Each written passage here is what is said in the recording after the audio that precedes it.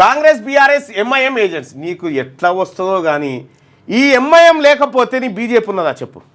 ఎంతసేపు వీళ్ళ బతుకు ఈ భారతీయ జనతా పార్టీ ముఖ్యంగా కిషన్ రెడ్డి గారు ఎంఐఎం అని ఆయనకున్నది ఏకైక ఎంపీడా, ఒక ఎంపీ 7 ఎమ్మెల్యేలు. వాళ్ళు ఏమున్నా డబీర్పుర చార్మినారు ఇటు ఇటు తిరుగుకుంటా చంద్రాయణగుట్ట ఇటు ఇటు పని వీళ్ళని దేశమంతా ప్రచారం చేస్తుంటాడు ఈయన. ఎందుకు ఇప్పుడు ఒక మాట చెప్పా కిషన్ రెడ్డి గారు ఏమనంటే ముస్లిమ్స్ ముస్లిమ్స్ ముస్లిమ్స్. విజయమాల్య ముస్లిమేనా? పైసలు ఎత్తుకొని పోయినాడు. అదానీలు అంబానీలు ఈ దేశాన్ని లూడి చేస్తున్న వాళ్ళంతా వాళ్ళేనా? ఎన్ని రోజులు చెప్తారా ఇంకా ఈ బటవాయి ముచ్చట్లు? ముస్లిం దేశాలలో పోయి మన వాళ్ళు బతలేరా? ఈ ముస్లింల పేరు చెప్పి పూట గడుపుకుంటారు. ఇక్కడ ఎంఐఎం పార్టీ లేకపోతే అసలు బీజేపీ లేదు. ఇక వాళ్ళు ఏం చెప్తారు రేపు పొద్దుగాల ఎవరిని బుజ్జి ఈయన తెల్లారు లేస్తే ఎంఐఎం నిజంగా నిజంగా ఇంత ఎంఐఎం మీద పడతారుగా? ఎన్నడన్నా ఐటీ రైడ్ చేసినారా వాళ్ళ మీద? ఎన్నడన్నా ఈడీ రైడ్ అయిందా ఎంఐఎం వాళ్ళ మీద? ఎందుకు చెప్తారా ఇవన్నీ దొంగ మాటలు? ఇంకెన్ని రోజులు మాపి పెడతారు కిషన్ రెడ్డి గారి జనాన్ని? హైదరాబాద్ లోకల్ బాడీ ఎమ్మెల్సీ ఎన్నికల్లో బీజేపీని ఓడించేందుకు కాంగ్రెస్ బీఆర్ఎస్ ఎంఐఎం ఒకటే అని అవునా ఒక మాట. ఇప్పుడు కాంగ్రెస్ బీఆర్ఎస్ ఎంఐఎం ఒకటే అని అంటారు. కాంగ్రెస్ పార్టీని ఓడగొడతాందుకు మీరు ఎన్ని పార్టీలతో జతగట్టి ఉంటారు ఇదివరకు? వాటికి ఏమైనా లెక్క ఉందా? ఇక అవి చెప్పొద్దు, ఇక ఇవి మాత్రం చెప్పాలి. కిషన్ రెడ్డి గారు మీరు కేంద్ర మంత్రిగా పనిచేయబట్టి 6 ఏళ్ళు అయింది. ఈ తెలంగాణకి నేను ఇది తీసుకొచ్చినాను ఒకటి చెప్పు. ఇది తీసుకొచ్చిన నేను ఈ తెలంగాణ కోసం, నేను పుట్టిన గడ్డ కోసం ఇది తీసుకొస్తున్నా, ఈ పిన్నీస్ తీసుకొస్తున్నా,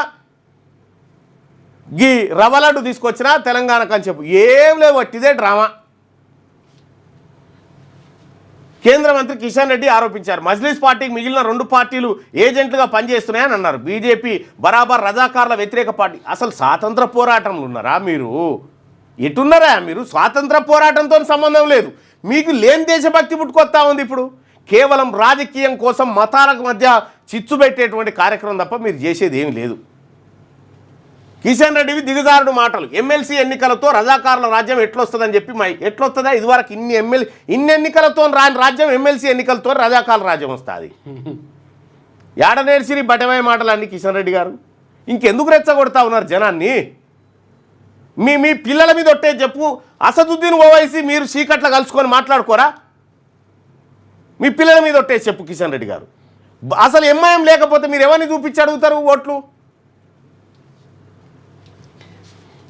రైట్, పొద్దున లేస్తే ఓవైసీ జపం తప్ప ఆయనకి ఏమి చేత కాదు. సంఖ్యాబలం లేకే మేము పోటీ చేయట్లే ఒప్పుకుంటున్నారు కదా. సంఖ్యాబలం లేకపోతే మీరు సంఖ్యాబలం లేకున్నా పోటీ చేస్తూ ఉన్నారు. రాష్ట్రానికి కేంద్ర మంత్రిగా ఏం చేశారో చెప్పాలని సవాల్. ఎంఐఎంకు కాంగ్రెస్ అసలు వాస్తవానికి హైదరాబాద్ ఎమ్మెల్సీ ఎన్నికల్లో కంఫర్ట్గా గెలిచేటువంటి మెజార్టీ ఎంఐఎంకు ఉంది. ఆటోమేటిక్ ఉంది. ఎంఐఎంకు కాంగ్రెస్ పార్టీ ఏజెంట్గా మారిందంటూ మరి లేకపోతే ఏం చేయాలి? ఇప్పుడు కాంగ్రెస్ వాళ్ళు బీఆర్ఎస్ వాళ్ళు మీకు మద్దతు చేయాలన్నా? మరి నువ్వెందుకో చేయవు మరి వాళ్ళకు. ఎంఐఎంకు కాంగ్రెస్ పార్టీ ఏజెంట్గా మారిందంటూ కేంద్ర మంత్రి కిషన్ రెడ్డి చేసిన వ్యాఖ్యలపై PCC chief Mahesh Kumar Goud fire అయ్యారు. ఎమ్మెల్సీ ఎన్నికల్లో ఎంఐఎం గెలిస్తే రజాకారుల రాజ్యం ఎట్లా వస్తుందో కిషన్ రెడ్డి చెప్పాలని డిమాండ్ చేశారు. మరి ఎంఐఎం పార్టీ ఎంపీ గెలిచింది, రజాకారుల రాజ్యం రాలేదే? ఎంఐఎం పార్టీ 7 అసెంబ్లీ ఎన్నికల్లో కొన్ని ఏళ్ల నుంచి గెలుస్తూ ఉంది, 7 స్థానాల్లో. మరి రజాకారుల రాజ్యం రాలేదే? ఇప్పుడు ఎట్లా వచ్చింది? భారతదేశానికి ప్రధానమంత్రిగా నరేంద్ర మోడీ గారు, కేంద్ర మంత్రిగా మీరున్న తర్వాత కూడా రజాకారుల రాజ్యం ఎట్లా వస్తుంది? ఆ రాజ్యం వస్తుందని మీరు ఫెయిల్ అయినట్టే కదా. ఏమీ లేదు, వీళ్ళ పూట గడవాలంటే ఎంఐఎంను చూపెట్టాల్సిందే.